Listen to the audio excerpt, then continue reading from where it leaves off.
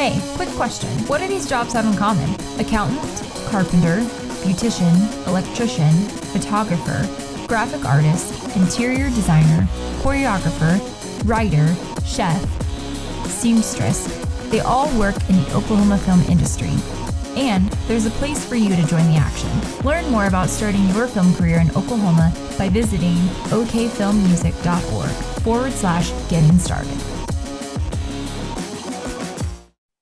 Hi, everyone. Welcome to the 2021 deadCenter Film Festival. My name is Yousef, Kazemi, and I am the Outreach and Production Manager for the Oklahoma Film and Music Office, the state's film commission. We're very excited to be a sponsor of this year's festival and bring to you our OF+MO Zoom Series today. Today's session is Showbiz, how Oklahoma film is impacting businesses. And the goal of this conversation is to really highlight how Oklahoma's growing film and television industry is impacting businesses, whether they're directly related to film or indirectly related. And joining us, we have some very special guests to kick off today's conversation. And that is Kelley Gann, president of Freestyle Creative, and filmmaker Kauwika Harris. How are you guys doing today? Good. Yay, thanks for having us. We're so excited to have you join us. I'm so excited to dive into today's conversation. I'd love to start by letting people get to know you and a little bit about your background in film and with film or your company. So Kelley, could we start with you, and can you tell us a little bit about your background in the production world and how you got involved with Freestyle Creative? Sure. Yes, I'm president and part owner at Freestyle Creative. And so I actually got my start in my career. I was working as a writer at an advertising agency. So I was in the Mad Men world.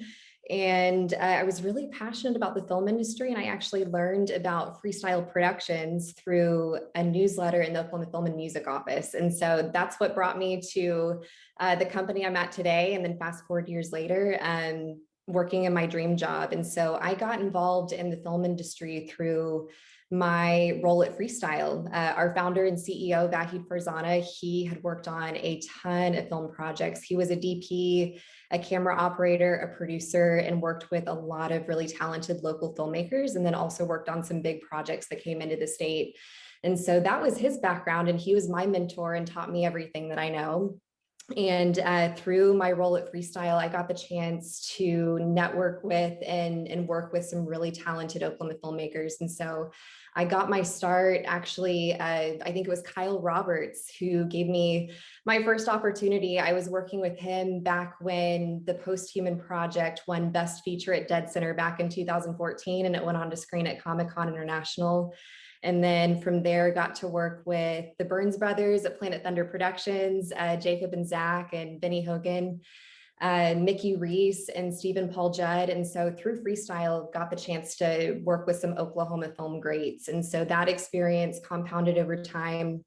And then most recently, I got the chance to help produce Kate Jones's indie drama, She's the Eldest, which screened at deadCenter last year. And we're really excited this week. We just found out that it won Best Feature at New Filmmakers Los Angeles. So huge congratulations to Kate. Congrats, that's amazing. Yeah, and then a recent project was being on the producing team for Kauwika Harris's crime thriller Out of Exile. And so we're really excited to talk with you guys about that today. That's awesome. And I have to point out, I'm so glad someone's reading our newsletter and that it brought you a career opportunity. So thank you. Thank you for saying that 7 years ago, because that's why I am where I am now. So you're the example. This is it. So this is awesome. Yes. And thank you for the segue to Kyle. And Kyle's no stranger to deadCenter either as well, having work previously shown there. But Kyle, I'd love for you to introduce yourself. Tell us a little bit about your background and how you got into filmmaking. Yeah, okay. I'm originally from Oklahoma. You know, I think as an artist, kind of starting way back, sort of earlier, at an early age, I sort of connected with story through films and reading a lot of books. And I remember as a kid just sort of reading all the Franklin W. Dixon, Hardy Boys books and all the Louis L'Amour Western novels. And so I've always had a love for story and film and stuff like that. And And growing up, all my friends called me film buff because I was the guy that knew all the actors in every movie. Like some people knew baseball players and stuff like that, and I was the guy who knew all the movie stuff. And I didn't know anybody in filmmaking back then, growing up in rural Oklahoma. And so, but after high school, I went in the Navy, and I played in several rock bands, and then went to film school when I was in Phoenix, Arizona. And I went to school initially for cinematography. And so I did a 2-year degree there for cinematography because I really liked, doing photography and stuff like that, and ghost towns or whatever. And it wasn't until I relocated back to Oklahoma in 2012 that I sort of had the nerve to finally put, pen to paper and start, working out a lot of the stories that were in my head. And in Halloween 2014, I tried my hand at this online short film challenge. And it was a disaster, but I got the bug for filmmaking after that. And the very next year, I wrote and directed The Foreverlands, which screened at deadCenter back in 2016. So I consider that my first real short film. And then I followed that up here in Oklahoma with the 2 feature documentaries back to back. One of which was at Standing Rock, and that we won the Heartland Emmy for. We did Los Americanos, which we won the 48-hour film challenge for, and several other projects and stuff.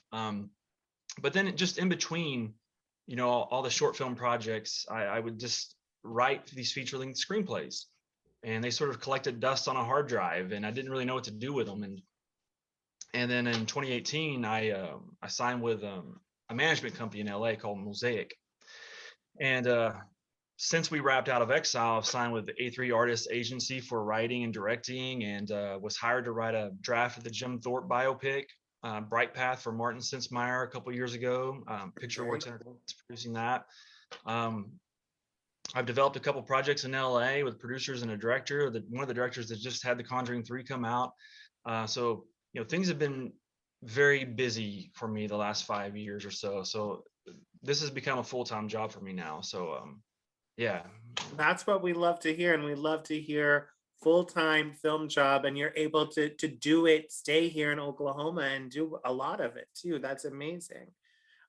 Kelley, if we could to set up our conversation of how you guys came together to collaborate, can you tell us a little bit about what Freestyle Creative, the services they offer, just generally speaking, and the work you all do? Sure. So we started off as a film production company. And so back in the early days, we were just film production, and then we were also a rental house. But then our founder and CEO had the bold vision to expand to a full service creative agency. So now we're full service film production, marketing, advertising, and we get to work with a lot of wonderful clients. But on the film side of things, really depends on the project and how we're supporting. So for some of the smaller projects, the need is cinema cameras. So we're providing the gear and the cameras. For other projects, it's consulting or production office support. And so for Out of Exile, I was on the producing team. For some projects, our X factor is Freestyle as our marketing capability. And so for a lot of projects, it's equipping filmmakers with the marketing assets that they need. On the post-production side, when they're approaching distributors. So it's the poster and one sheet, promotional photography, websites, publicity and PR, that sort of thing. And so we're a team of 14 marketing strategists, creatives, videographers, photographers. And so having that expanded team for filmmakers is a great added value when we're partnering on a project. So that's Freestyle's X factor in the film space. And another need that we're seeing coming up is on the fundraising side. And so that's something that we're looking to make an even more positive impact in the future.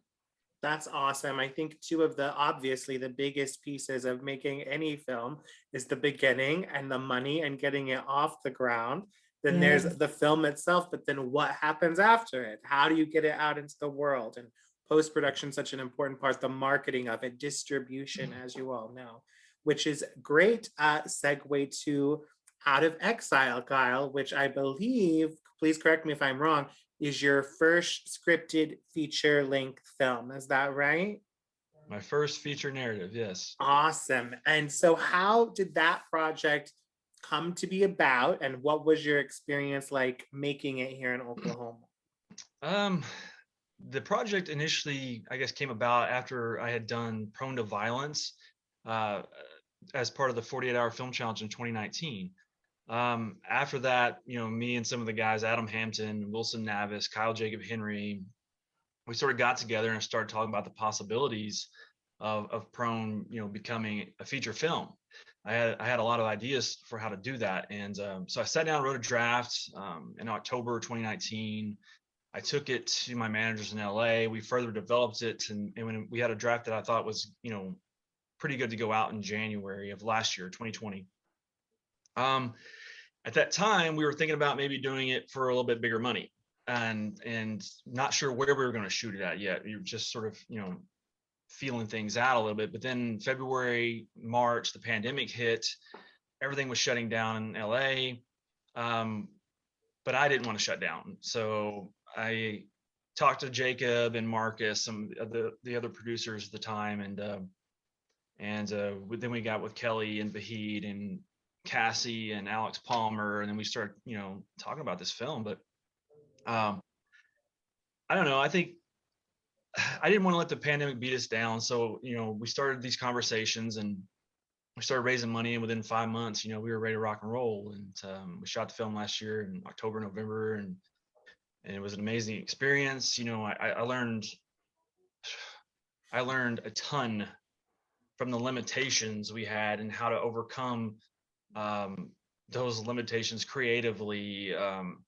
I'm very proud of this film, and I think that the cast and crew, I can't wait for them to see it. I mean, it was such a blessing to get to work with everybody here, and I'm a fan of so many of the crew members and the cast people that I got to work with finally, and I don't know, it was just a blessing. So that's awesome. And so you're talking about some of the hurdles. So for people that may be like jumping into filmmaking for the first time, whether it's a feature, a short, or a doc, can you give them maybe an example or something they could pull from of something you learned from your experience? I think what helped me is I'm 38 years old. I'm a little bit older than, I guess, maybe I think I wanted to start doing it when I was in my early 20s, but I wasn't ready yet, and I didn't know quite how to. And so I let myself mature a little bit more. And I think just through maturity, I'm able to sort of understand story and stuff first. So I think with any project I look at or pursue, I think it's having a story first, before we talk money, before anything, who's going to be in the film. It's like, what is the movie? And I sort of approach a project also from a point of authenticity and within myself. So if I'm interested in writing a crime thriller, it's like, how can I put myself in that story? How does something in this story reflect something personally to me?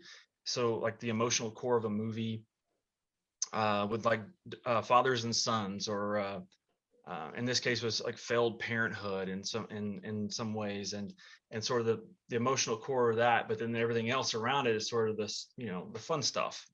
But so that's sort of how I approach, storytelling. And then from there, it's just putting together the pieces of the puzzle, and the team that's, hungry to work and hardworking and believe in the project and stuff. Yeah. Absolutely. In Freestyle, Kelley, you guys were a big piece of this puzzle. How did you all come together through collaboration? How did that get started? Sure. I had the script emailed to me. I'd never met Kyle before, I think, out of Exile. And so one of my friends in the film world emailed me the script and said, hey, this is a really, really incredible project. I want you to read this. And so I got it. I dived into the script, and I think I was up till 3 a.m. in the morning, just kind of combing through everything. I was like, oh, man, this is really an incredible story. I hadn't come across something like that in a long time. And so the next day I was calling up Vahid. I was like, hey, Vahid, this is going to be a really cool project to be a part of. And so I was brought onto the project by my friend, Alex Palmer. I'd worked with him as a producer on She's the Eldest, and he's been a really big advocate of bringing me onto projects. And so I really appreciated him making that connection. And so met with Jacob Snovel and Kyle and Alex Palmer And I think the producer team was assembling right before the pandemic. I remember getting drinks at Gaiudi's, I think the week before, like everything completely shut down. Yeah. Yeah. And so, but yeah, I mean, we were really excited. And I was, I think, really drawn to the project because I remembered Kyle's Prone to Violence 48 Hour short. And so I was really excited about the team he was assembling. I'm a fan of Adam Hampton and his work as an actor. And so knowing that that was the team that was going to be on this project, I think was what drew Vahid and myself in. And as things started progressing throughout pre-production, the cast that was assembling, it was Adam Hampton, Wilson Novice, and Kyle Jacob Henry. And then from there, Ryan Merriman joined the project. Peter Green from Pulp Fiction joined, Haley McFarland from Sons of Anarchy, and Luce Rains from No Country for Old Men. And so there was a really, really great cast that was assembling. So we were excited for the project and really believed in the script and knew that there was something special. Thank you. That's wonderful. And it's very exciting. And is that the way it might typically work for, a filmmaker who might be interested in, trying to find producers? Would they contact Freestyle to set up like a consultation or an appointment? Like how, do people send you scripts? And is that how you guys kind of evaluate what you feel like you can contribute or participate with? We read a lot of scripts, and a lot of it honestly is networking and just being familiar with filmmakers through festivals. So we were familiar with Kyle's work. We knew he was incredibly talented. And so we were, jumping at the chance for the opportunity to work with him. A lot of it is, filmmakers, and being on different people's radar through festivals and connections. And so that's a lot of it. But always, love reading scripts. We get a lot sent our way. And so we're always looking for something unique and something that's going to be a really promising project. That's awesome. And Kyle and I were talking before we recorded, and this is it's a big, unique film, and a lot of what you guys were able to accomplish, crime thriller, armored car heist, lots going on. So how did there's obviously those creative elements, but from Freestyle's perspective and a producing standpoint, how did this particular project maybe differ from other types that you guys are used to tackling? Sure. So the majority of Freestyle's work, because we're in the marketing and advertising space, it's commercials. And so the process is really similar. You script it, you storyboard it, you're in pre-production, casting, production, post, and editing. For a feature film, it's a much, much larger scale. Out of Exile, I think, was 26 locations, much larger cast and crew. Throw in 2 bank heists, a lot of squibs and blood. So it's much larger scale. But it's a lot of fun. And I guess the benefit for our team too is, getting to work with filmmakers, push the envelope creatively, and being a part of that world, I think was something that was really, really impactful for our team. That's great. And Kyle, what advice would you have for people that may be filmmakers who might be diving into, their first project and then the road ahead, more so in terms of sourcing local support, producers, whether it's cast and crew, like building your team? Yeah. Oh, yeah. That's I think is the most important part, is building the team. If I would have went at this by myself when I first started, I wouldn't be where I'm at right now. But I also would say, when it comes to whatever lane as a filmmaker you're in, whether writing, acting, directing, whatever, I feel like you just got to learn as much as you can. Read everything you can, watch everything you can. YouTube videos always playing all day long. It's like I'm always sort of applying pressure to my goals. So it's never not there. I think this is my office, but in the living room, YouTube videos on filmmaking is playing right now. So it's always there. When I go to work out at the gym, I'm on the treadmill, I'm reading screenplays. It's just, you have to sort of make it your thing, but for filmmakers, trying to make a career, build your team, find the people that speak your language, find writers, find actors, cinematographers, find producers, find everybody that's sort of interested in your brand and communicate well with people. I think that's another one, is just being able to communicate really well. And then once you start your journey and you start making films, put them out in festivals and get some eyes on your stuff, maybe win some awards or get some nominations. And then I think you just have to continue to take a step up each time. Don't try to take steps back. It's okay if you do, but I think, another thing is to always sort of be observant, always be aware of everything that's going on around you, what everybody else is doing. If you see an opportunity to go do something, jump on it. I did a lot of stuff for free when I first started, and I still do, but Standing Rock, when that was happening, I didn't know exactly what was going on with that, but I knew that there was something I could contribute to and want to help people know what was going on. So we just sort of took the reins and went, or if we're going to shoot a music video during Mardi Gras with an actor, it's like we just kind of go do it, and we just sort of figure it out. If you think too much about things, sometimes you'll find a reason to say no to something. So I always just try to keep the momentum alive and just keep working hard. And this is my goal and my dream. So I feel like I'm very lucky to be here at my age to do this. And yeah. I love that. And completely immerse yourself. And I think another thing, like you said, is keeping your eyes open. I've had the pleasure of seeing some of your work at the 48-Hour Film Festival and others, and I just remember being very impressed by the quality. And as Kelley mentioned earlier, that you were on their radar from things they've seen. So I think it's just paying attention while you're out there and getting to know who's in the room with you for sure. Kelley, is there anything else you'd like our audience today to know about what Freestyle can offer filmmakers?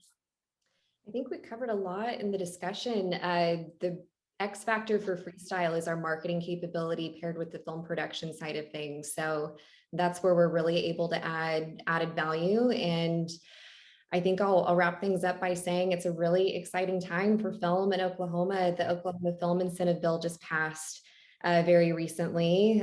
Groups like FEIO and Metro Tech are building up the crew base. We've got studios now with Prairie Surf and Green Pastures and really talented filmmakers like Kyle. So it's a really cool time for film in Oklahoma. I'm excited for the future, and the time is now. So I think we're all going to hit the ground running. I think that's the perfect note to end on, 100%. But can you tell people where they can keep up with your projects and maybe stay tuned for news on Out of Exile?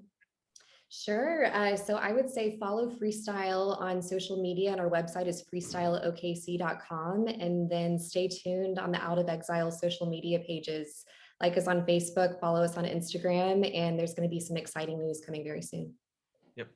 Yeah. Very cool. Well, thank you so much, Kelley and Kyle, for joining us today. We really loved getting to chat with you, and we hope our audiences will stay tuned here in a second as we roll into part 2 of our discussion on showbiz and film impacting businesses in Oklahoma. Thank you all for joining today. Thank you. Thank you for having us. Thank you. Hi, everyone. My name is Yousef Kazemi. Welcome to part 2 of our Showbiz Oklahoma Film Impacting Business panel. We're excited to be joined by our second round of special guests. And I'd love to go around and have everyone introduce themselves for our audience today. Let's start with Nathan, please. Hi, guys. I'm Nathan Gardocki. I'm a local unit production manager and line producer, and also co-owner of NGP, which is a film equipment rental company here in Oklahoma City. Awesome. Nice to have you, Nathan. What about Dylan? Hey, everybody. Dylan Brodie here. I'm a local producer production manager here in the Tulsa area. Thanks for being here. And Jen? Hello, everyone. My name is Jen Suleiman, and I work for Champion Hotels. I'm the area director of sales here in Oklahoma City. Nice to virtually meet you. Thank you. Todd, what about you? Yeah, hello, everybody. My name is Todd Ruffin, and I'm the owner of Midwest Drone Productions based out of Tulsa, Oklahoma. Nice to have you, Todd. And last but not least, Greg. Hey everyone, Greg Bollinger. I'm in Tulsa, Oklahoma, and I work with Todd at Midwest Drones doing camera operator and different sort of things. Awesome. Well, thank you guys so much for making time to join us today and for the deadCenter audience. The goal of this conversation is to really highlight Oklahoma's growing film and TV industry and how it's impacting businesses, whether directly related to film or indirectly. There's a lot happening here. But to start our conversation today, I'd love to start with Nathan and Dylan and get a little bit of background on how they got into production and their roles as production supervisors and managers. Nathan, could you tell us a little bit how you dived into the Oklahoma film scene and your role? Sure. Yeah, I'll share my experience here. So I was born and raised in Oklahoma City. I went to Oklahoma City University and got a BFA in film production there. Kind of always knew I wanted to do film. And through the instructors and some contacts that I made there, I started working on films while I was in school, kind of balancing a full workload of school while, working freelance on these movies. And that just got me more and more connections with the local scene, with the local crew. Got recommended on some other films, and just kind of from there, just kept working on film after film. Graduated from OCU and worked my way into the assistant director department, the AD department, which deals with logistics on set, and got an opportunity to production manage on a film, and kind of never looked back. That was where I was meant to be. Just managing all the logistics from a kind of global perspective for films, and it's been a wild ride, and gotten to meet a lot of great people and do a lot of cool things here in Oklahoma. So that's awesome. And Dylan, what about you? How did you join the film circus here in Oklahoma? Oh, circus is the perfect word for what we do, but we love it. So I started out around 2008, breaking into the film scene here. I actually had a computer science background because that seemed like the logical thing to do at the time. Film was always my passion, but there just wasn't really too much of a way forward for me at the time. And then as the time went on, I realized that I just was not happy what I was doing, so I needed to make a change. And so around 2008, I saw my first opportunity to try to really break into the industry. So I started out in post-production, cutting together short films, and we started getting some traction with that and got into the festival circuit. I really got hooked in the world. And in Tulsa at this time, the film scene wasn't really all that big, and so it was cliquey and kind of hard to break in. So I toiled in obscurity for a few years until I could cobble together enough of a resume to actually land on like proper film sets. And then from there, I finally landed on one, got my foot in the door, never looked back, just worked my bum off, just trying to do everything I could just to keep moving up in the world. And then, like Nathan was saying, met so many incredible people that have your back, and some of them I'm still fortunate enough to work with to this day. And here I am, just never going to stop, because this is what I love doing. I love it. It is a big film family here in Oklahoma. Nathan, you kind of highlighted this, but I'd love to take a deeper dive with you and Dylan. You guys are the boots on the ground locals that a lot of times are responsible for hiring crew, contracting with local vendors and services, and putting together really the local unit that makes the whole thing come together. When you're hiring crew or contracting with vendors, what are some of the things you have to consider from a film production perspective when you're starting to reach out and kind of build your team? Yeah, you're right. I mean, producers come in, and obviously producers make films all over the country and all over the world, but most of them are savvy enough to know that when they come into a new locale, it's best to find somebody local who knows the local vendors, knows the local crew. And that's where Dylan and I come in. We'll get contacted to kind of handle all of that, as you said. Really, what people ask about, what producers ask about crew is they want to see experience. They want to see a resume. They want to meet people. They want to do the interview. They want to, see that people are easy to work with, which fortunately I can say most Oklahomans are. And when it comes to vendors, it's about affordability, it's about quality, and it's about just having it here local. Obviously with hotels, we're not going to get a hotel from out of state. It's not like equipment or something that you could bring in. But really, it comes down to the quality and the price point. Absolutely. Dylan, is there anything you'd like to add in terms of that process? Yeah, Nathan hit the nail on the head there, but I would like to also say that as you move along in this process, one thing that you always keep coming back to is reliability. For your vendors, they're just someone that you can trust, because there are folks in our industry that you have to spoon feed information to, you have to babysit, you have to hold their hand, and every moment that you're spending holding someone's hand, spoon feeding them information, is moment that the director isn't getting what they need, like time that you could be giving them logistics and making sure that your crew's taken care of. And so if you have someone that you can keep coming back to every time, that you trust, that you just give them whatever information you need and then they're going, your life is so much better. Absolutely, absolutely. And I'd love to talk about and we're going to dive deeper into this with the respective film projects that brought you all to the companies represented here today. But Dylan, in the case of Reservation Dogs and Minari, who I believe Midwest Drone Productions collaborated with you on, and even in the case of 13 Minutes, which was shot in El Reno, and that's how Nathan and Jen connected, a lot of times these productions are not just in Oklahoma City and Tulsa, but they are impacting a lot of the more local rural communities surrounding those areas and across the state. Dylan, can you talk a little bit about how the economic impact of film and TV production trickles in throughout those communities and through those vendors, through local vendors? Oh, absolutely.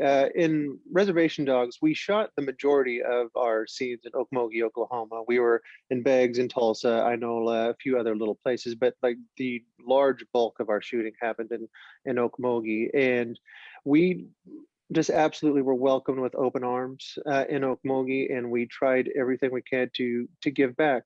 And so just like the local restaurants, we're given funds every day from our folks here, and especially Coleman's Hamburgers. Some of our transpo guys ate there just like every single day. I think we maybe, if you could put like a number on, I think like a truckload of Coleman's Hamburgers, I think, were sold throughout there. Like the Tractor Supply was used every single day. All the different stores around town, the hotels. And so just the money started trickling in, and then not even speaking to like from a location standpoint, so many of the businesses that we were filming in and around, or the neighbors that we were shooting at, funds were going directly from the production into the local community there, and that's real dollars that will go back into Okmulgee. And I feel like it's a wonderful thing. That's great. That's what we love to see. And that's what our communities and our state leadership care about too, is seeing the impact. Nathan, do you have anything you'd like to highlight in your experience with 13 Minutes and that production and some of its impact in Central Oklahoma? Yeah, we shot in El Reno, and I've shot in Guthrie and Sulphur and, all sorts of different places. And I think what people tend to think of when they think of a movie coming into town is like, oh, they're going to rent some spaces to film in. Well, when we moved into El Reno, we rented production offices, we rented parking lots, we rented garages to work out of, warehouses, and then as Dylan already kind of alluded to, you insert a film crew into a town, and they're spending not only the production's money on supplies, but their own money on food and other things while they're there. So the impact is, I mean, it's exponential once you get people into town, especially if your production office or your hotel is located, in one of those communities. That's, most production people, most of their day are not leaving more than like a half-mile radius of the production office, and then, all the money's getting spent there. So and I think when you go into smaller towns, I hear it from producers all the time, they want to use the local office supply places, they want to use the local restaurants for catering if they can, and they want to put the money in the pockets of the people that work and live there. So I think it's easy to just look at, oh, they're going to shoot in some locations, or maybe think about they're going to rent a production office, but there are so many other ways that funds trickle into a community when you bring in 100+ people for months at a time. 100%. And this is like hosting a mini convention, whether it's 2 weeks, 4 weeks, months, a year, you know, depending on the size of the production, it is a sizable impact for a range of time. And so I'd love to now focus in a little more, Nathan, and find out how you connected with Jen at Champion Hotels for your production needs on 13 Minutes. Yeah, well, we started first looking in El Reno to find hotels, and we were very specific. When you have a film crew that's going to come in, some of them from out of town, and spend 3 months in a hotel, you want the hotel to be have as many accommodations as possible, including, most importantly, a kitchen or kitchenette, and that becomes kind of the number one focus for producers coming in from out of town. So, you know, we got a list of the normal hotels in El Reno, went to every single one. Unfortunately, none of them had kitchens or kitchenettes. So we started broadening our search, and Town Place Suites down by the airport was one that came up, and I called over there and asked for a manager and got connected to Jen, and she was super friendly from the get-go and was like, yeah, come on over, I'll give you a tour. And she toured us in probably 8 different rooms in the hotel, showing us all the different configurations, and just welcomed us with open arms, and, you know, worked a deal with us for the number of crew we had. And of course that crew expanded over time, and we ended up pouring into 1 or 2 other hotels that were in the same parking lot of, you know, that she had. And she really helped us out. And but I would say that, you know, the main thing that really got us looking was just that, like, extended stay sort of accommodation, you know, to have the ability to cook in your room, and, you know, a full-size refrigerator and those sort of things that are just so important when you've got crew that are going to be living away from home for 3 months or more.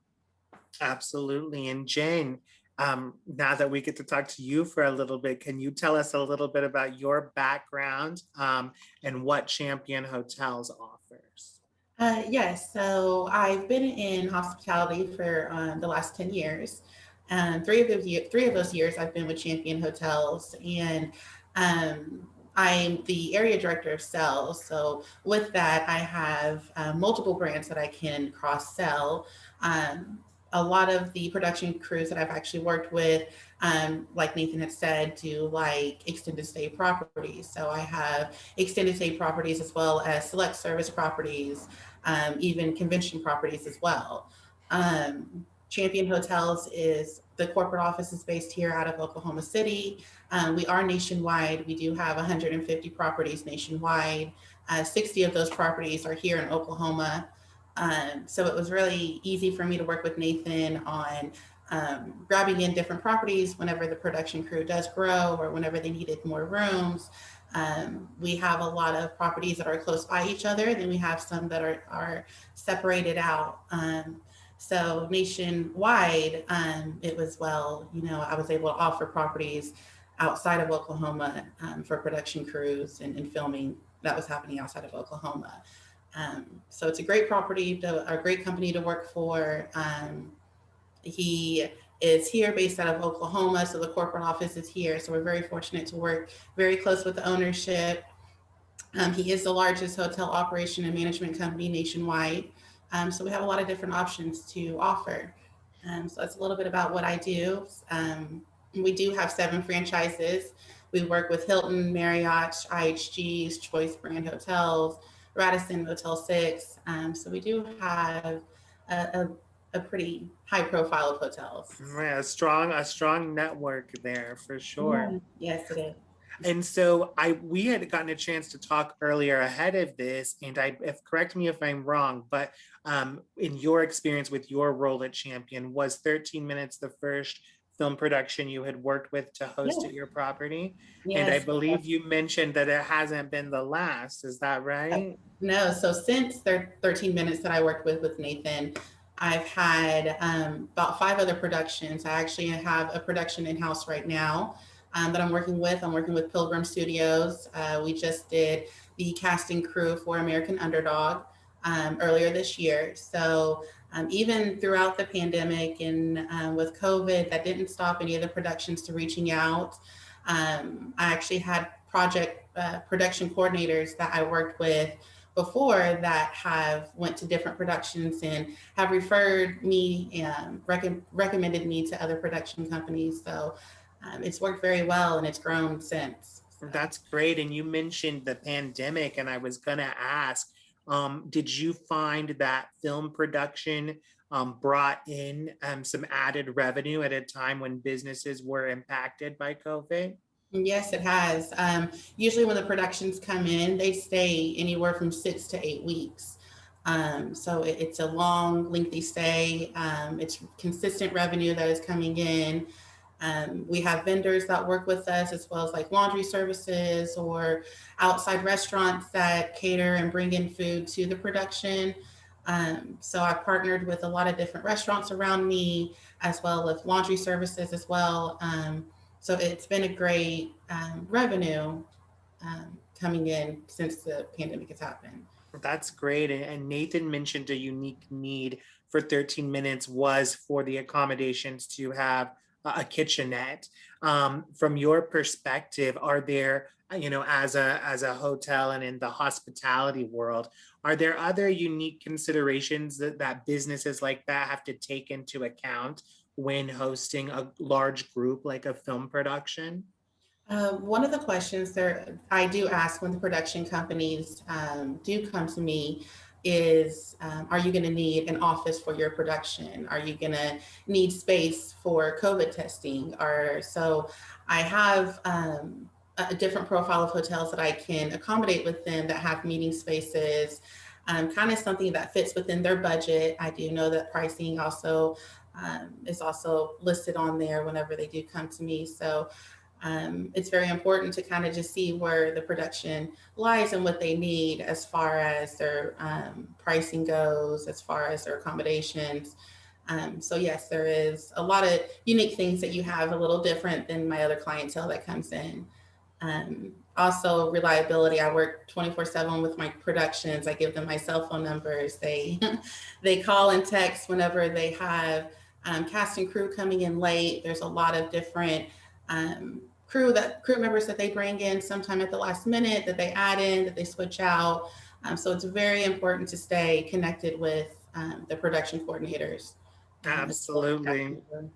Filmmakers have some different hours from the typical 9 to 5 world. That is 100%. Well, thank you so much, Chin, for sharing that with us and about how your film production experience opened up to more and the relationship between you and Nathan. I'd love to dive in now to Dylan and hear a little bit more about how you connected with the Midwest Drone Productions.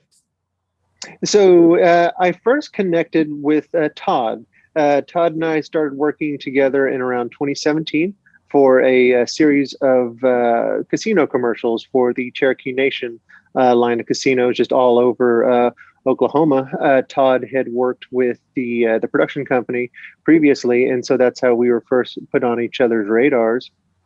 And then the rest sort of was history. Started working with Greg once Minari came around in 2019, and then recently with Phil Clarkin, their great spotter. So there's a whole Midwest Drone family that just always gets the job done. They know all the specs, all the frame rates, everything that needs to be done. And the thing that always puts my mind at ease with Midwest Drone is that I never have to get that dreaded call from post-production saying like, why did you shoot it like this? Why didn't you do this? It's just, everything is always as it should be.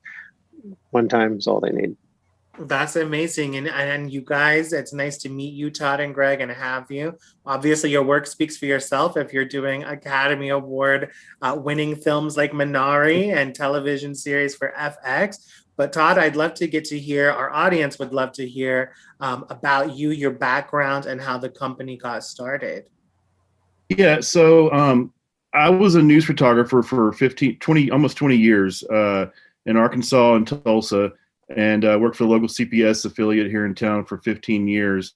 And, covering murders and train wrecks and tornadoes, you can only do so much of that before, you realize that, I'm not really going anywhere doing this. I hate to say that for anybody that's involved in the business, but I didn't feel like I was going anywhere. So I just let myself out. And I started Midwest Drone Productions in 2015. It was kind of the beginning of the drone era. People weren't even really flying drones a whole lot in 2015. There was only a few people that had been highly connected in Hollywood or were building their own that were doing it. So it took a couple years for the drone thing to kind of get going. Meanwhile, I'm learning all I can about the drone industry, and doing real estate stuff and things like that, trying to get into more stuff. And that's when I come across Dylan in about 2017 on a production, and I was doing the drone work for that production. And I got to meet Dylan and saw how impressive he is on the way that he just carries himself and all the organization he has. And, I thought, well, this is somebody that I definitely need to put in my phone. And so, and then this opportunity came up with Minari, and I don't want to say it wasn't in our wheelhouse, but the wheelhouse hadn't been built yet. We never worked on a film like this before, and so it was kind of like Dylan offering us like here, try this, and if you do okay, there might be more, and I mean, I guess we did okay. But we had a small part in the film, though, so we didn't really, it's not like we were a major part of the film or anything like that. But a couple of big shots. But for us, being able to work in the film industry is very exciting because you're unlike anything else you do. It's more of an art form, And so, like when I say you're doing video projects and stuff like that, it's not always an art form, And some of these people that come into town, from California or New York, they don't have time for someone who doesn't know what they're doing. So they're automatically giving you a little bit of trust, which can be terrifying at the same time, And so Greg and I, whenever we're on set, we're constantly asking questions about what kind of frame rate, what's resolution, what do you want? We don't always get all the answers we want, but we ask as many questions as we can because we don't want to be the failure. We want to make Oklahoma proud. Maybe Greg can elaborate on this a little bit, but that's kind of, that's a little bit of my background and where we're at right now.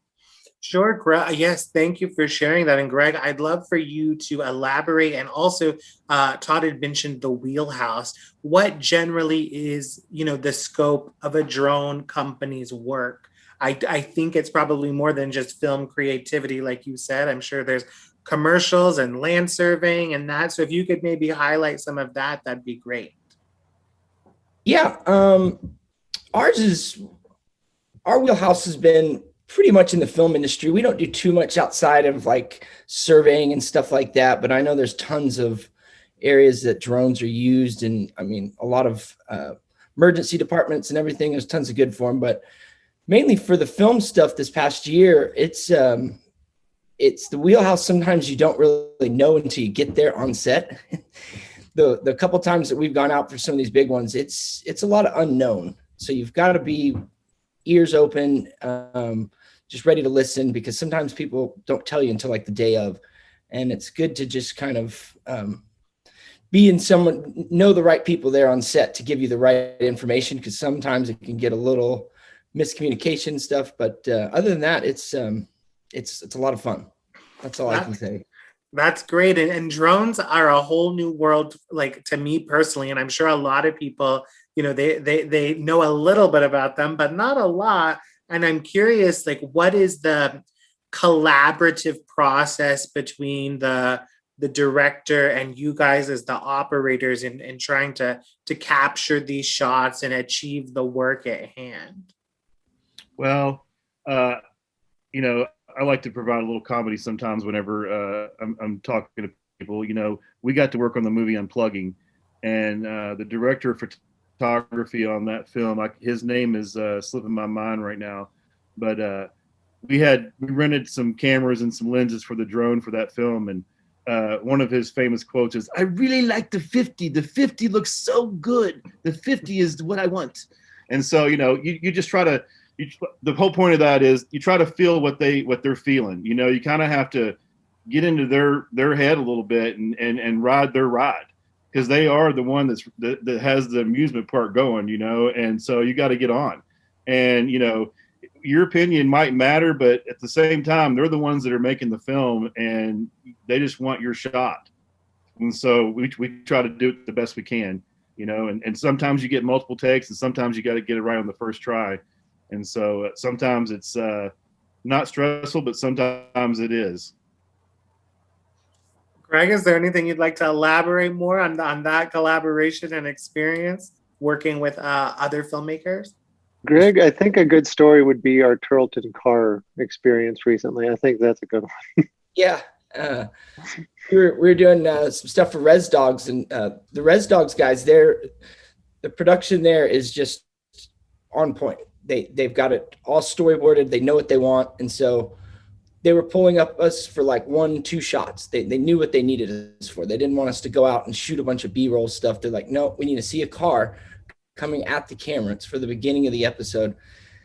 And so they had rented someone's like 1978 Pontiac Firebird. And we went out, had the police close the roads for us, and they had a stunt driver. And we kept doing the shot, and the car was coming at us. And we did it a couple ways. And the magic of technology, we were airdropping these back over to the director and the DP. And they're like, that's good. Can you get a little closer? Can you get a little closer? And we're like, all right, we'll try. And so finally, on the last one, we were coming down altitude, just right on the road. And he's coming about like 70 miles an hour at us. And we've got walkie-talkies, communications. And I'm going, a little lower, Todd, a little lower, Todd, a little lower. And right as he gets under us, I mean, we probably had a foot of clearance, but just an amazing shot that I can't wait to see with sound and color added to it. It was definitely one of our best shots we've ever pulled off. And could have been very, interesting if we went a little bit lower, but it worked out perfect and everybody was happy, and very proud of that one.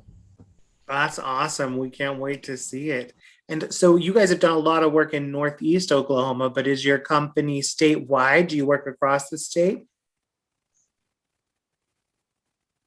Yes. Matter of fact, we're about to head off to Buffalo River here in a couple of weeks. I'm sorry, this weekend, to do some stuff. We'll go wherever it takes us.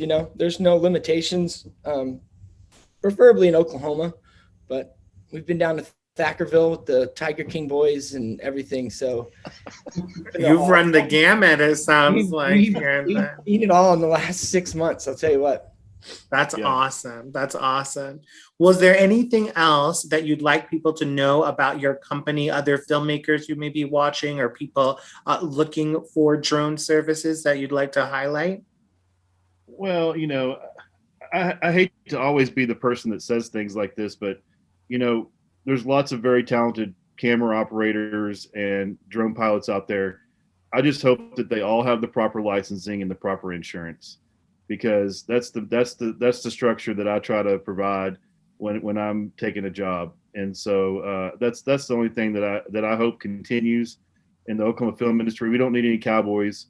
I know it's Oklahoma. We don't need any cowboys out there with the drone making us all look bad. So, let's just hope that continues to go in the right direction. 100%. Film safety, and just safety generally speaking, should always be the top priority. Well, we appreciate you sharing about your company. Thank you so much. And in closing, I'd just like to give everyone one more opportunity to either highlight about their business or anything about the film industry here in Oklahoma growing that they'd like to share as we close out. Nathan, can we start with you? Yeah, I mean, I just want to highlight Jen again. She really helped us out on 13 minutes. She touched on something that I failed to mention, which was her being so available and so willing to just jump in and help. She's absolutely right. We changed things at the last second, and then we changed it again 5 minutes later. So she and her staff are very accommodating. I would encourage anybody to reach out to Champion Hotels and Jen to house their crew or whatever. And they do have meeting spaces and stuff. We even met in their lobby before a tech scout. They're very accommodating with, all of us circus folk, I guess. So again, thank you to Jen for helping us on 13 minutes and so many other productions she's helped with. Thank you. Awesome. Jen, anything else you'd like to highlight?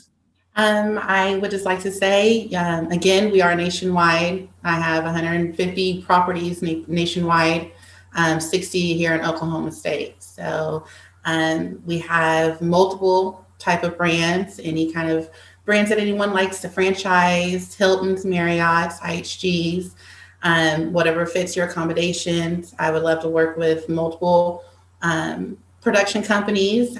We have multiple properties to accommodate them. So whatever you need, I would like for you guys to reach out to us and and we would like to house and lodge a lot of other upcoming films that are coming to Oklahoma. So I'm excited to see what Oklahoma is bringing and what other films we have coming up. Awesome. Thank you for being our film champion, so to speak. Dylan, what about you? I just want to say how much I'm looking forward to what's in store for us here with the Oklahoma film community. I feel like things are really going to start taking off now that we have the new legislation that's been recently passed. And I too also would like to thank the Midwest Drone folks just for all the quality work they've done over the years. If folks would like another eye on some great work besides Minari and Unplugging and everything else that they've done for us here, just started airing on Tuesday. The next episode airs next Tuesday, but by the time folks will see this, they'll both be out. But on Oprah's network, OWN, the Midwest Drone folks did some great shots for The Legacy of Black Wall Street, which is a very powerful documentary that I think folks should see as well. So they did a wonderful job for us there. That's incredible. Todd, Greg, any last comments? And where can people check out your work too, or your website? So yeah, again, it was really great being part of this discussion, and really feel fortunate to know Dylan Brodie and call him a friend, and same with Greg Bollinger too. You know, my website's midwestdroneproductions.com. Maybe I'll find some time this summer to get some stuff organized and get some of our new stuff up there. It's been kind of a crazy time here lately, and the good jobs have been coming faster than I can get the reel updated. You know, I think I've got like a 2-minute reel that we send people that shows a lot of our film work and stuff. But yeah, midwestdroneproductions.com is the website. I think Greg may have something too. But yeah, you know, we just hope that it continues going the way it goes, and just so happy to be where we're at right now. Wonderful. Yeah, Oklahoma's a great place right now for filmmaking. Can't speak highly enough of it. Dylan, people like Dylan having here is just, it's going to put us to the next level, and really looking forward to it, and honored to be a part of this discussion today, guys. Well, appreciate you all so much for making time to join us and share a little bit about the industry, your backgrounds, your companies. I want to encourage everyone to also check out our website, okfilmmusic.org. If you're interested in connecting with our film professionals, we have a crew directory. They are listed there. And we also, that is open to any film professionals who are interested in wanting to work more here in Oklahoma. Please register. Likewise, our businesses are also represented in that directory. So if you're looking for accommodations, drone companies, other production companies, there's a whole array of talented Oklahoma crew and film-friendly businesses listed there. So we invite you to explore that, check that out. Again, thanks to all of you for participating today. Thank you to the deadCenter Film Festival for having us, and we look forward to connecting with you later down the road. Thank you all so much for your time. Thank you. Thank you, everyone. Thanks.